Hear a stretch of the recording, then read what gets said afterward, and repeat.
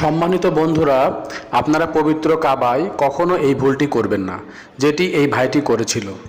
এজন্য বলছি, কারণ বাংলাদেশ এবং ইন্ডিয়া থেকে অনেক মুসলিম ভাই হজ এবং ওমরা করতে ইন্ডিয়াতে যায়। এই ব্যক্তির নাম হচ্ছে রাজা কাদরি।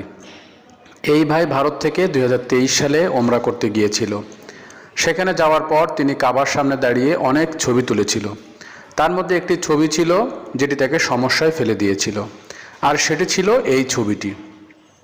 যে ছবিতে লেখা ছিল ভারত ঐক্যের যাত্রা। এটা আসলে একটি রাজনৈতিক স্লোগান। সে এই ছবিটি সোশ্যাল মিডিয়ায় আপলোড করেছিল যাতে এটি ভাইরাল হয়।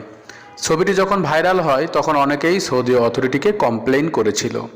এরপর সৌদি পুলিশ রাজাকে হোটেলে নিয়ে গিয়ে কয়েক মাসের জেল দিয়েছিল, কারণ পবিত্র কাবার সামনে কোনো দেশের পতাকা অথবা রাজনৈতিক স্লোগান দেওয়া সম্পূর্ণ নিষিদ্ধ।